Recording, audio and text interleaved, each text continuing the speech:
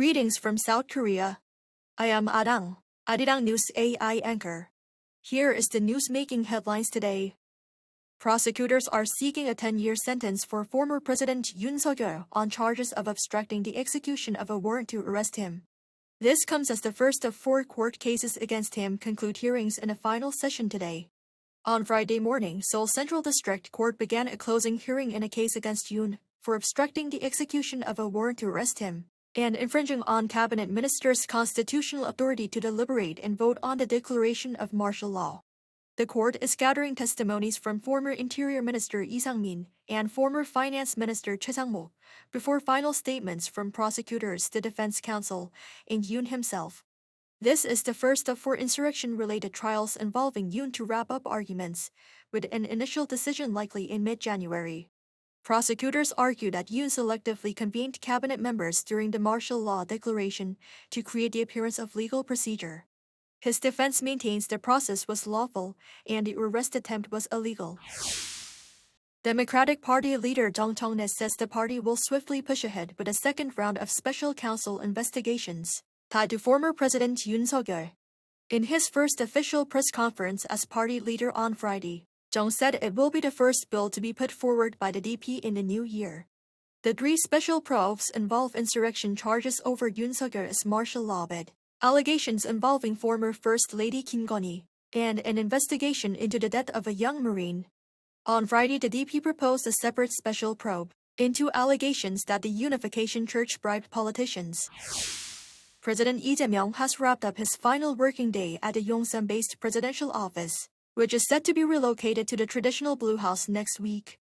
This morning, he clocked in for work at the Yongsan office for the last time. He had a luncheon on Friday with the bereaved families of police officers and firefighters who died on the job, as his final official workday schedule in Yongsan. The president will start working at Cheongwade, known as the Blue House, from next Monday.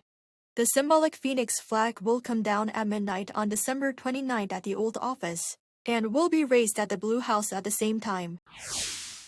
A day after North Korea's display and inspection of surface-to-air missiles and nuclear-powered submarines, South Korea's Ministry of Unification on Friday said the move appears to be a response to South Korea's plans to develop its own nuclear-powered sub.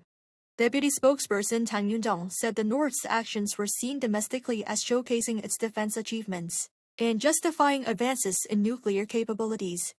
Externally, they are viewed as aiming at U.S. strategic asset deployments and South Korea's push for a nuclear-powered submarine.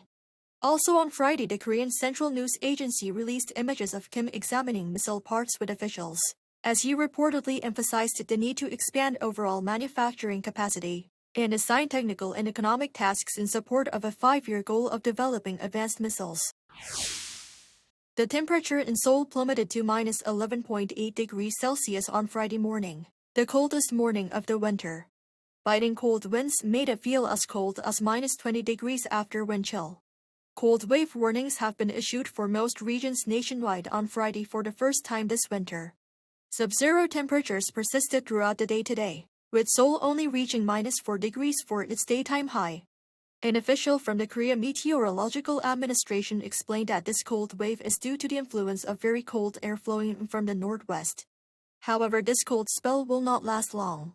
The sub-zero temperatures will continue into the weekend, but from Saturday afternoon, temperatures will rise above freezing, and the intensity of the cold will gradually ease. That is all from me today. Thank you for watching.